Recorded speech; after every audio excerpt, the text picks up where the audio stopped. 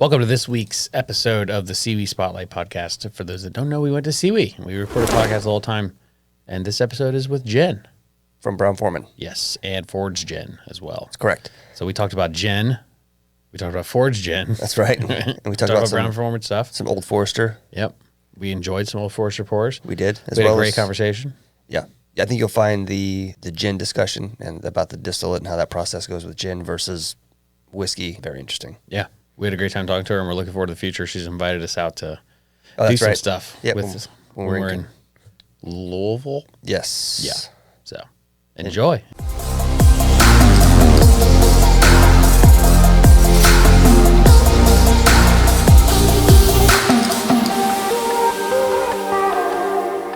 On the buffalo trace, we might start talking about something we should talk about. We can. I'm all over it. I'm all over it. Well, we're live. Bam. Just like that. That's it. We're not live, but we're recording.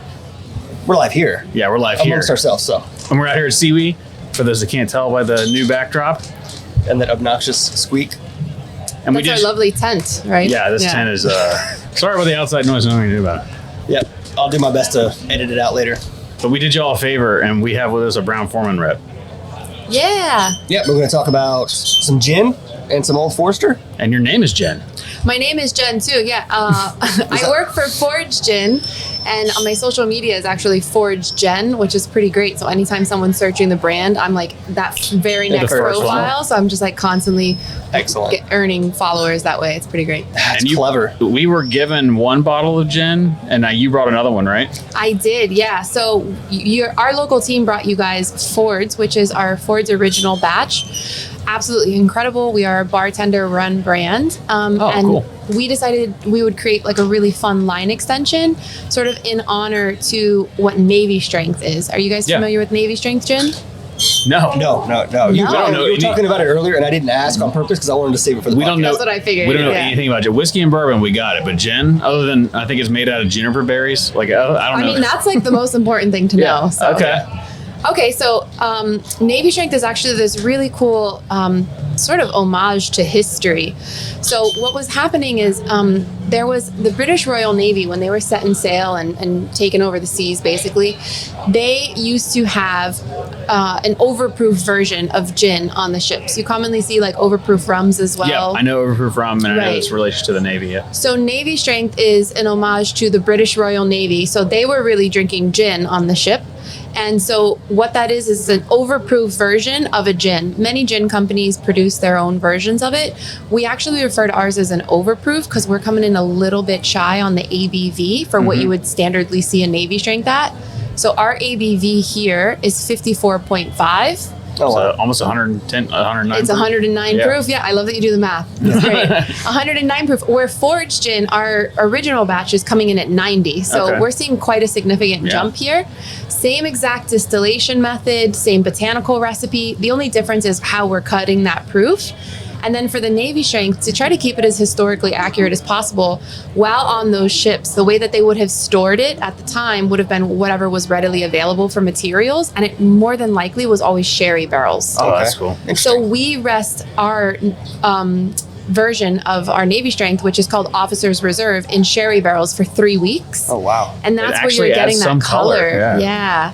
And it's so fun because while you're playing with that significantly higher ABV, there's something beautiful and unique that the sherry does to it. And it's also kind of sneaky because if you don't read that bottle and see like, oh, we're drinking 109 proof, you almost won't even feel it. Look at the inside label. How cool is that? Oh, our graphics. Aren't they beautiful? That is awesome. A sneaky inside label is one of my favorite things. I know, yeah. But we only see it really on, we see it on rum a lot. I don't see it on whiskey very much. No. It's too dark. You can't see through it. Yeah, that's true.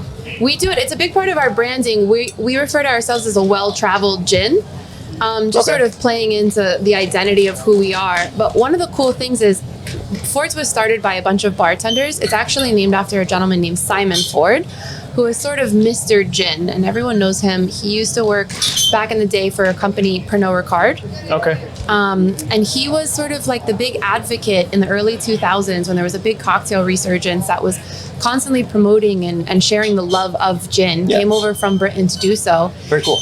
And So the big thing we realize is there's like a lot of versatility in gin, as there is with cocktails as well. So finding a gin that sort of sits in the middle of that flavor spectrum was tricky.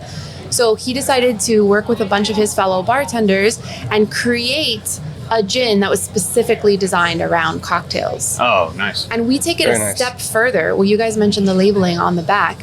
So a lot of gin companies, or any spirit company, when they produce a spirit, they put a lot of thought and intention into the juice in the bottle. But the physical bottle, they tend to like hire a marketing agency and say, hey, come up with our packaging for us, whatever's going to be the most commercially accepted. Yeah. We went the other way around, and we thought, you know what, as bartenders, we know the operations of what is actually reasonable behind a bar and what bartenders look for. So we actually worked with an ergonomic bottle designer to create our bottle. We own the patent on these bottles. Oh, nice. Very nice. So you have the measuring matrix and milliliters and ounces. And the reason you see that double branding is these labels are actually stickers. Look at this. And they peel off completely clean. So that way you have branding, like nice imaging on both sides. Oh, wow. So that you can repurpose the bottle in any way that you want. That's super cool. Yeah, I've done some work in restaurants and bars and like repurposing the bottles behind the bar. If you're doing a mixer that you want to have pre-made for a busy night, like that's perfect for that. Exactly. And that's it, right? We wanted to give the bars an opportunity to use those fresh juices and syrups and citrus, but maybe not have to take on the added cost of buying the vessel to store them in. Yeah. Like if you're carrying forage, just repurpose us and then you're good to go. It's maybe the first time on this podcast we've had something in our glass that wasn't I'll tell you what though. I love it. I love the citrus notes and the all the different floral notes you get with gin. I had a gin and tonic for the first time like a month ago. Yeah. Really? Yeah, never had one. That feels awful. It was really good though. I liked it. Oh, good. I'm glad. Yeah. What gin did you have? We can talk about other gins. I think it was. It wasn't me. I think he had maybe Amsterdam. It was something like New that. Amsterdam? Yeah, I think so. Yeah, cool. Yeah. I see that a lot around here in Charleston, New Amsterdam. I think it's just cheap. Yeah. I mean, I don't know. I don't buy gin. Well, hopefully now you will buy gin. Yeah, I'll buy some of this. Absolutely. This is Ford's. Ford's is a London Dry, which is the higher end of that scale for gins. New Amsterdam would come in kind of as a compound gin. Okay. Which essentially, the difference of that, what that means is a compound gin has added flavoring after distillation. And in order to be classified as a London Dry, your entire botanical recipe and flavor profile has to go through distillation. Okay. With the gin. So a good example is like Hendrick's. Everyone knows Hendrick's. That cucumber in rose, they're actually classified as a distilled gin, which would kind of land in the middle there, because they add that in after the fact. Huh. Yeah. That flavor. It's similar to some to whiskey, rules yeah. for bourbon, right? Yeah. Like you Exactly. have to have certain things and you can't add flavors later, things like that. Yeah. Yep. Very cool. Yeah. So London Dry, we steep all 9 of our botanicals. That citrus note you're smelling right off the nose. We actually have, of our 9, 3 of our botanicals are citrus. Oh, okay. So we have lemon, orange, and grapefruit. I get the orange and lemon for Yeah. sure. And then we're really coriander forward as well, Oh, which is nice. like that toastiness Yeah, you're getting coriander is there on one the of my back. favorite spices. It's so delicious, right? Yes. So you're getting all those notes. We also utilize an Italian juniper. So when you're thinking about gin, especially London Dries, Tanqueray is a great example. People are very familiar with that gin flavor profile right up front. This is a little more subtle because the Italian juniper is a little bit softer and sweet. Ooh, that's Right? very soft. Very soft for 90 proof as well. That's actually really good. That's it's like, I don't know what it reminds me of, but it's almost like fabric softener soft. Like it's really super good. soft. I would like to be clear, it doesn't taste like fabric softener, but I totally No, it does not. No, I'm getting the lemon and the lime kind of flavors from it. Exactly. Yeah, so we steep our botanicals for 15 hours, and what that does is it's giving us a really heavy extraction. Almost like if you leave a tea bag in for too long, how you get that extra oil content. Yeah. And that's that soft, creamy mouthfeel that you're feeling. How long does it take from the when you start that process to having it in a bottle? Ooh, how long does it take? Yeah, do you know by chance? Sorry, I didn't mean to put you on the spot. No, that's good. So we run our stills for about 5 hours. So we basically fill the stills overnight and let them sit. So they sit for 15, and then full distillation process takes about 5 hours. From there, the reason I say, ooh, how long is because Then we basically have to ship it out to our bottling facility. Right. So that's going to create a different kind of time delay. So we ship it out to a bottling facility where it will get cut to proof with still well water. Yeah. And then it gets bottled. So you use well water, So not limestone, just regular. Yeah. Okay. The reason I actually brought it up is for our listeners. We talk about the process for making whiskey or bourbon all the time, right? It's a very long, at least a couple years for a decent bourbon to age. 4 years is almost But minimum these days. a lot of new distilleries will make gin while they're letting their first batch of whiskey or bourbon age, so that they can get stuff on the Something out shelves and there. get some revenue going. And we've always explained, it takes less time to get it into a bottle without the details of how. So that you just filled a bunch of holes for information that we've been telling folks for a while. Yeah. Oh, So I appreciate it. Yeah. Yeah. So really good. every company operates different. We actually distill in London. That isn't a requirement for the category, but that's where our distillery is. And we work with like this absolute badass of a master distiller. His name is Charles Maxwell. He's an 8th generation master distiller. Oh, wow. Which means like his family is on distilling license that were issued after the Volstead Act in like the 1500s. It's kind of wild, his history. But he has a distillery that we work with, and it's called Thames Distillery, and we don't have a bottling facility there. So that's where we run into I see. a little turnover. But a lot of these places you're referring to, they would have a bottling facility on site, so it's a pretty quick turnaround. Is So it Thames, like the River Thames? Mm-hmm. Oh, okay. So all of this is done in England and then sent here. Yep, and then shipped Interesting. over. Interesting. Yeah. That's really cool. That's fascinating. Yeah. It is. I want to try this one with the sherry. Yeah, so this is, like I said, we started with the Fords, and this is our Officer's Reserve, which is our homage to a Navy strength.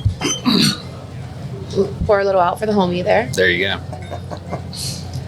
We probably should be doing that as well. I know, right? We're going to be here all day. We're going to get I love wrecked. how I got a little heavy-handed with your pour No, there. you're good. I will drink it. Yeah, there's not a lot of color to it, but there's more. It almost looks like a white wine. Yeah, I would agree. And that's that 3 weeks. We also throw in a couple staves from the sherry barrels to sort of nice. concentrate that color a little further. Yeah. But I would say for a bourbon drinker, this is a bourbon drinker's gin. The clarity on it is very good too. Yeah. I mean, it comes off a still, so it better be, but this is a bourbon drinker's gin. Okay.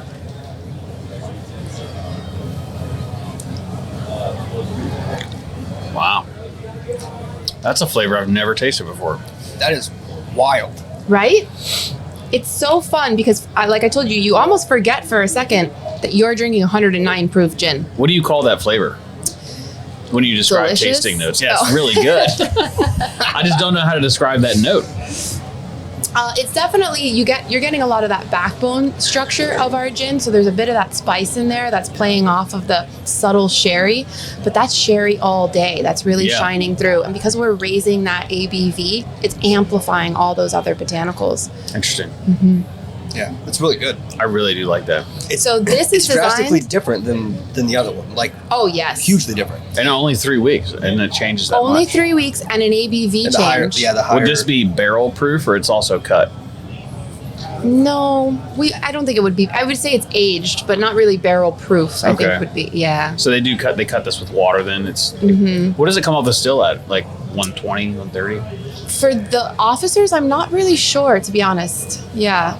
I always wondered because there's laws in bourbon and how much you can bring it off the still at. Yeah. And I was always curious about that on like gins and vodkas. Like Right. you don't ever see like 130 proof vodka, you know? No. That's true. And Yeah. I wonder why. I wonder if it just tastes like complete ass. Like Everclear? Yeah. Oh man, Everclear is the first gin I ever had when I was significantly under Ugh. It will rough you up. a level of responsibility to be handling gin. It Yeah. roughs you up. I wouldn't. Yeah. I would not recommend it. I did. One of us dipped our hand in and lit it. Was that me or you? Right. Probably Sounds me. like something you would do, something I not would me. do. Yeah. Not you, no. No, Gus is very responsible. He has kids, so his life is different. Well, you did say you've known each other since diapers, Since so you diapers. could be recalling something that maybe you guys did when you were a bit younger. It's possible. I think don't it know. probably was me. I remember it was, going I'm well. sure it was you. I remember it going well. I would remember that. Anyways. So so this actually, the best way to service this is in a Gimlet cocktail, which again is in homage to the Gimlet was a cocktail that was served back at the time. Everyone would get their daily ration of a lime cordial, and it was a big outbreak of scurvy was happening, and it was a way to be able to fight off scurvy. And so they would take their shot of gin, and then their lime cordial, which is known as like Rose's lime juice today. Yeah. Although nowadays it's got a ton of high fructose corn syrup and the recipe's changed a bit. So when you commonly go into a cocktail bar, if you wanted to order like Officer's Reserve and a Gimlet, it'd be fresh lime juice and a little powdered sugar, and it is a perfect, I call them patio pounders. I want to try pounders. Patio pounders. That's a great name. Patio pounders. Yeah. It's a perfect I was thinking Irish pounder. like patio, but you mean patio like the front porch. I mean like sitting on the front porch drinking like a limeade spiced with overproof gin. Sounds like trouble. Yeah, that sounds like something I'm going to do this summer. I really like this though. Oh, great. It's definitely our first not whiskey on the podcast, and I'm excited to talk about it. It's fun. It is, yeah. And I know you got to run at some point today, so we have to get into the Brown Foreman stuff. We do. Well, this is Brown Foreman. Ford's is a part of Brown Foreman. Oh, okay. Yeah. Well, that makes more sense now why you're talking about it. Exactly. So when we started this company, it was the 86 company. And in 2019, we sold into Brown Foreman and became their first gin in their portfolio. And it's been a lot of fun. Yeah. So the London Dry, you don't have to be made in London to have that name. That's correct. But so you think they would change that? No, I don't think so. Because it's just a production method. So a good example is Botanist Gin. Have y'all ever heard of that? Mm-hmm. So Botanist Gin is a London Dry style of a gin. So it's just a style. It's not a geographical requirement like you would see with like champagne, for example. Or Madeira or whatever. Yeah, exactly. Mm-hmm. Yeah. Interesting. And now I love how you say now we have to get into whiskey. I mean, it is kind of a privilege. It's like 12 in the morning or in the middle of the afternoon, and we're sipping overproof and got some bourbon coming. Why do you think we started this podcast? Well, I looked over and I saw 12. It was like 01. I thought it was 12:10, and I was like, "Whoops, we're gonna run out of time." But it's 12:01. It's 12:01. Yeah. I was trying to pull up some of my notes because I'm it's killing me that I cannot remember what we're coming off the still here, and I was like, I think I have it, but it's okay. It was just a question. I didn't have to answer. I know, but I don't like not having answers. You seem like the kind of person that wouldn't like that. We appreciate I'm the same way. I will lose sleep over it. Yeah, same. You'll text me later and be like, here's the answer. I'm going to send you like a full report after. This is our entire production method. This is the time it takes till we sell the first bottle, a whole thing. And we'll put that in the video, so it's fine. Excellent. Nobody will even know we didn't know. Wait, this thing's recorded? Oh, yeah. Oh, wow. All right, so what are we going to sip on next? Well, before we do that, we spoke a little bit about I'm going to drink this. Yeah, no, I know what you're talking about. I forgot. I was like, we're going to get into conspiracy theories. Let me finish this. Yeah. Should have brought water to rinse these out, but it's okay. We did a video that took off pretty well on the Sazerac purchase of Early Times Bourbon, which is a Brown Foreman product. Mm-hmm. And we went through and kind of did a side-by-side, and it tastes different. Now, there's a lot of people saying, we got a comment this morning that was just ridiculous. Just people are stupid. They don't understand how things work. I'm not saying you are stupid. I'm just saying there are stupid people in the world. It's just the way he went about it. He went about it. Well, I don't want to. He went about it very matter of fact. But the thing is, on the back of the bottle, it has DSP, KY, and the distilled spirits plant in which it was distilled, and then it has the bottling plant. So the bottling plant was Brown Foreman. The distilling plant was Early Times, and then they sold it to Sazerac. So now the new ones still say the Early Times Distillery, right? But they were bottled at the Sazerac Distillery. And my theory here is there was like, it's different juice. It's Sazerac juice or whatever, but it's not. It's for sure Brown Foreman's creation.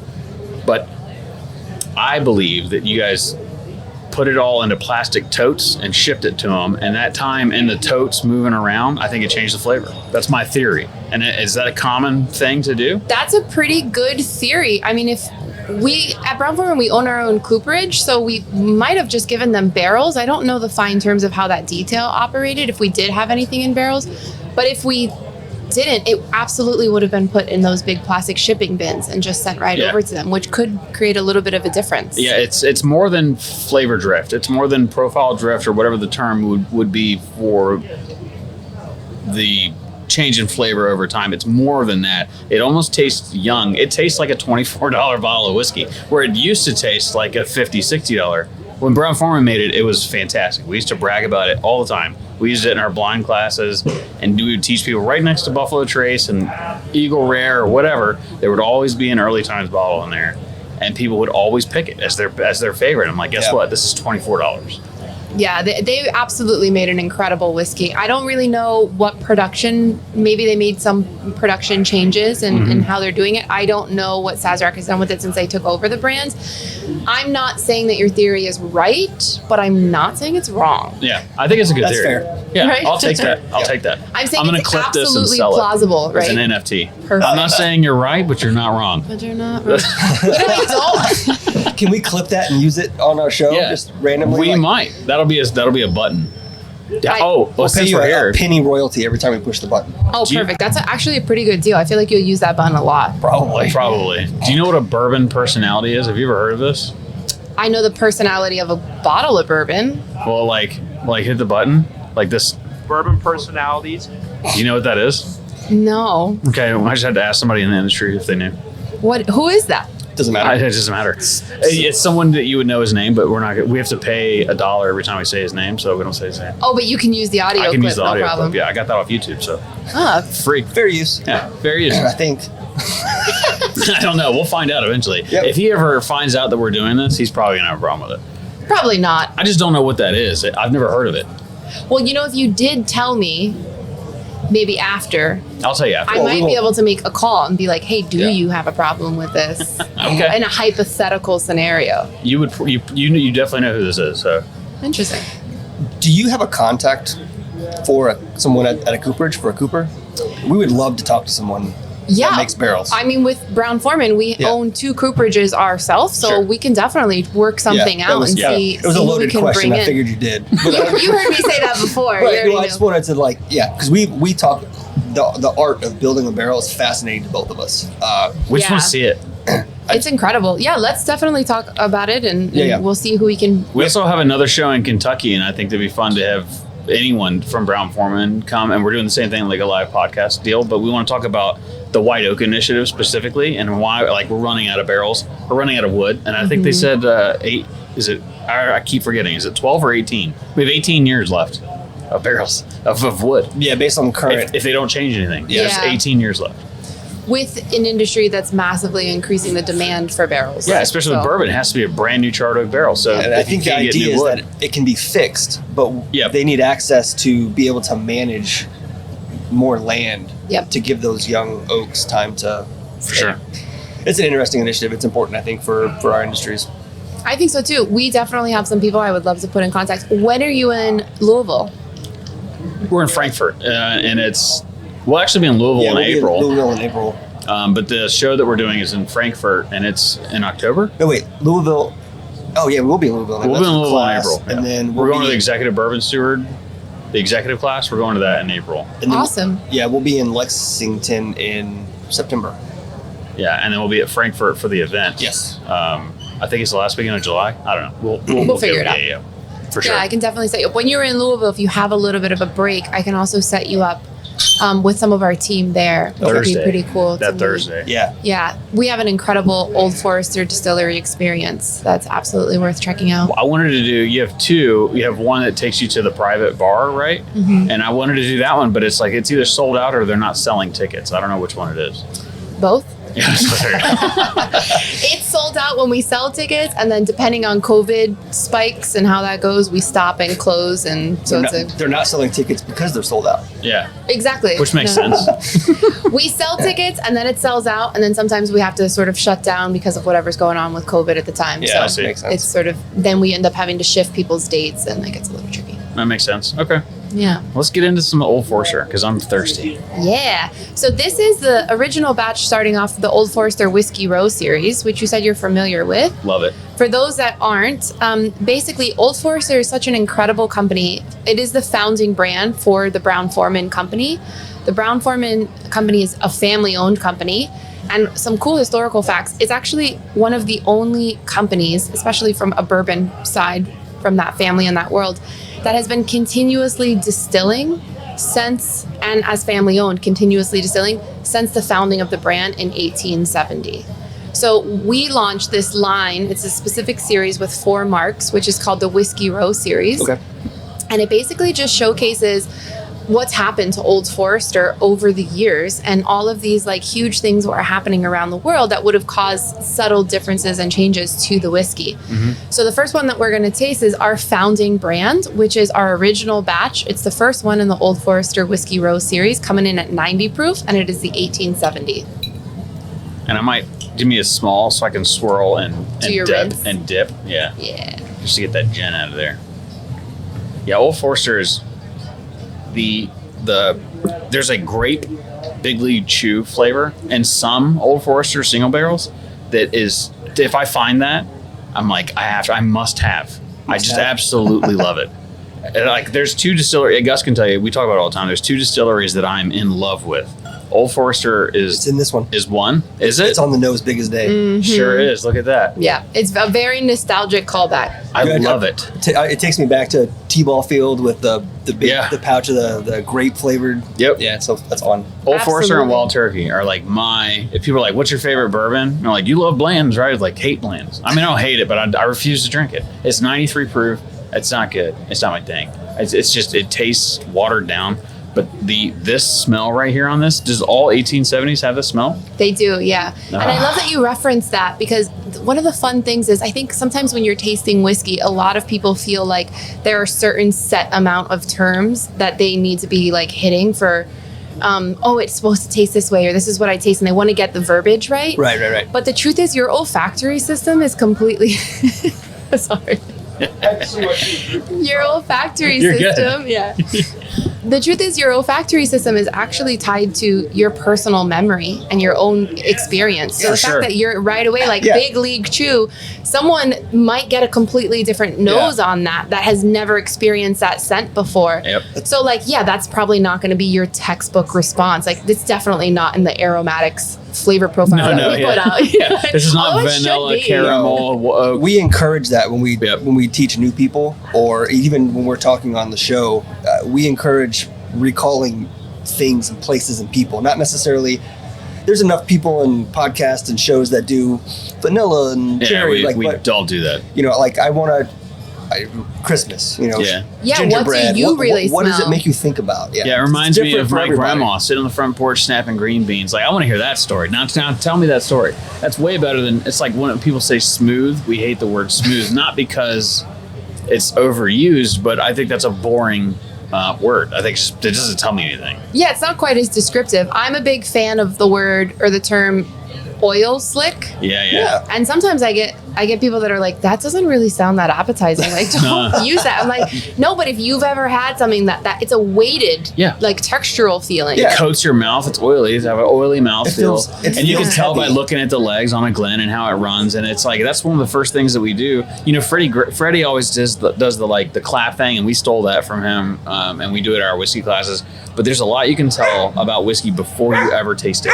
A ton. The majority of it. Some cute puppies barking Welcome around. to SEWE. Yeah. Welcome to SEWE. I'm so easily distracted by dogs. I've got 3 dogs of my own. The first thing you said to me when you walked up, you were like, you did not tell me there'd be cute dogs here. And I was like, there's a lot of cute dogs here. Yeah, and they're literally everywhere. And a lot of them aren't even on leashes. They just kind of hang out and do their thing. Yeah, they're so well behaved. Honestly, I mean, if I don't leave here with a dog, I'm gonna feel like such a success. I want that Great Dane next door. I want that yellow lab. Oh, so yeah? let's just both. I'll help you if you help me. Yeah, I got you. I don't know if there's much adopting going on. So are we stealing dogs today? Yeah, I think you that's what's steal happening. the Great Dane, I'll steal the lab. I would love to And see then you we'll steal trade. a Great Dane. I think that I could do it. I might just go get it One of real us could quick. ride it out of here. Yeah. It's the biggest Great Dane I've ever seen. It comes up to my really belly big. button. It's Yeah, it's crazy. big. I mean, they are called gentle giants for a reason. Yeah. I wish they lived longer. I would have gotten one back in the day if they lived longer. Yeah, they do end up like health issues and Yeah. hips and stuff. I think that heart is just hard to pump all that blood. Probably. They say that about tall people too. Man, I love whiskey. Oh yeah. So That's crazy. It has that bubblegum flavor that I didn't know. To be honest with you, I rarely go below 100 proof. So I don't have the 1870s. The only one of the Whiskey Row that I don't have. I told you before, 1920 is one of my favorites. 115 proof that's is my just jam, though. fantastic. I think that's it. 115 proof is why people lean in on that one. It's so good. Yeah, it's good. To just go to any store and be able to get 115 proof whiskey, that should be illegal. It's solid. It's yeah. It's a fun one. Actually, for the 115, for the 1920, it's our Prohibition edition. Yep. We're not going to taste it today, but for anyone that does have a bottle at home, I love making an old fashioned with it and making a cinnamon fig syrup. What? Okay. Yes. What? Cinnamon fig. I have a fig tree It is in a my fig yard. tree. My There mom it is. loves to make fig preserves. Yep, That's she- happening. Make a fig syrup and throw in some fresh cinnamon sticks, maybe Yeah. like a anise pod or two, and cook Okay. it to a nice, beautiful, delicious syrup. Get yourself some walnut bitters. So you're going to replace Angostura on the old fashioned with walnut bitters to add like a nutty dryness. Yeah. And make your old fashioned with 1920. And those natural cinnamon notes and that high proof really balances. Yeah. So instead of, I do a little less than a half ounce because, you know, you want the flavor profile Sure, of the of whiskey course. to show up. You don't want to be overly sweet. Sure. But it's just enough to sort of play into that natural Do you have any cinnamon figs note. left over? Frozen We're ones? going to do this today. Okay. I'm making this tonight. It is really good. It's going to be game changing. And I love making new cocktails. Like we sell a cocktail smoker that's made out of bourbon barrels. And I'll show it to you before you leave. And then we use a local company called Bitter Milk. They used to own the gin joint downtown, Jenn. Yeah. And they started, and Sarah's her name, and I meet her all the time. Her and her husband started this company. And it makes fantastic cocktails. But it's like, sometimes I want to make it myself. I don't want to use a syrup. Yeah. And so this is right down my my alley. Yeah, you're going to love it. It is really delicious. It's my go-to every time. I love that you have a fig tree in your backyard. It's it's It feels very serendipitous. It doesn't sound that's not something you would think someone would have in their yard, but I No. do have a fig tree in my yard. It produces some figs. To call back to our conversation earlier, in your 20s, would you have been excited that you had a fig tree in your yard? I have a line that my husband and I always say, and we're constantly like, this is 30. Like, this is, Yeah. Yeah. this All right, is do you where we're want to at do in this? life. Yeah, so this let's other one? jump 'Cause up, I right? don't- One more. I know Yeah. you got to run. We'll give you time to prep for what you got to do. So let's finish this guy. Oh, I did. Yeah, she's gone. She's gone. So now we're jumping forward a little bit, right? So the very next time that we're going to see a change in our recipe from the original bottling Yeah. is we're moving forward to 1897, and something really crazy happens. So when we first created our brand, the company was founded by a gentleman named George Garvin Brown, who was a pharmaceutical representative. Okay. And it's named after a local doctor that would be able to prescribe it. And his name was Dr. William Forrester. And that's why it's Old Forester. Okay, so now we're jumping forward, right? So one of the unique things is when the brand was created, there wasn't really a whole lot of regulation. And a lot of people were getting very sick. So Old Forester is actually the very first bottled bottle. in glass. Yep. Exactly. They used to just dump them out of barrels. Exactly. And then the they would add stuff to the barrels. Yeah. Yep. And people were getting sick and dying and all this crazy shit was happening. Right, yeah.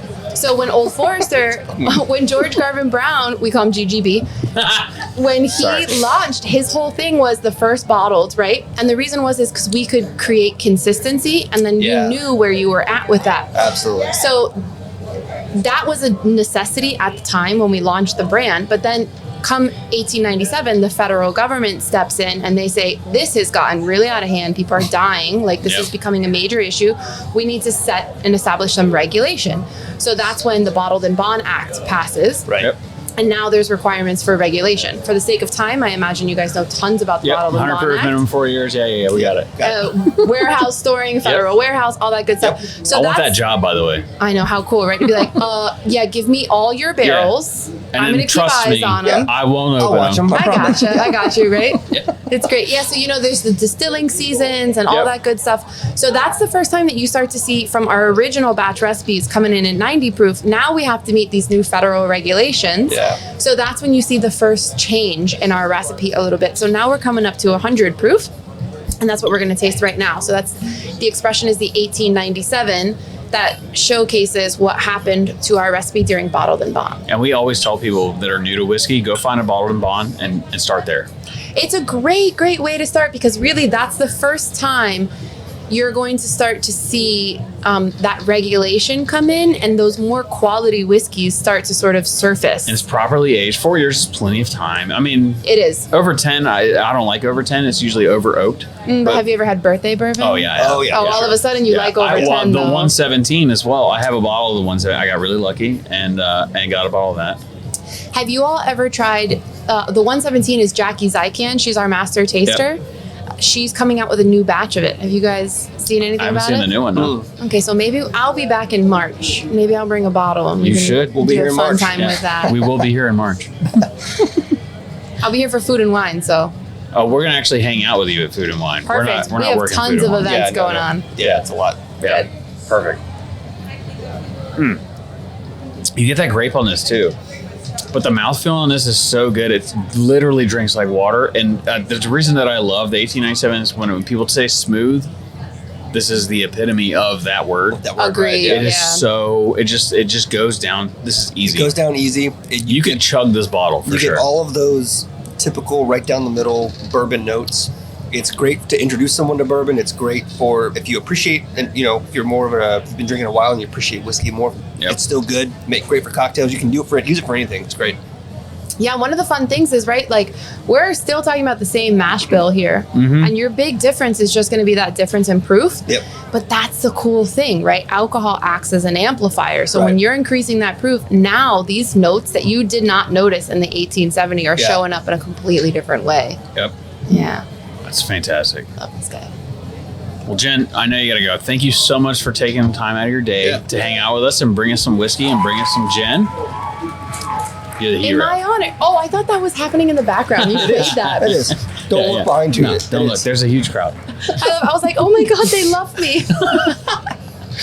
We're so happy that you came and took the time, and we're excited for stuff we're going to do in the Yeah, future. it's gonna be fun. Me too. Yeah, we'll bring 117 and we'll make a bunch of cocktails together and sort Do of you geek need? out. Would you like to plug anything Yeah. or the company or anything? You want? Yeah, follow us on social media, Forge Gin. We are always posting a bunch of really cool cocktail videos teaching people how to play with gin. Again, as you search for Forge Gin, Forge Jenn will show up. So, Yeah. give me a There follow you go. too. And same with Old Forester. Make sure you follow Old Forester, and we're always promoting and advocating some really cool stuff with the brands. Awesome. So, Yeah. awesome. Well, thank you so much for having me, you guys. Thank you for coming. Yeah, We thanks for really coming on. appreciate it. All right. All right. Enjoy the show. Yeah, bye. Bye. Living a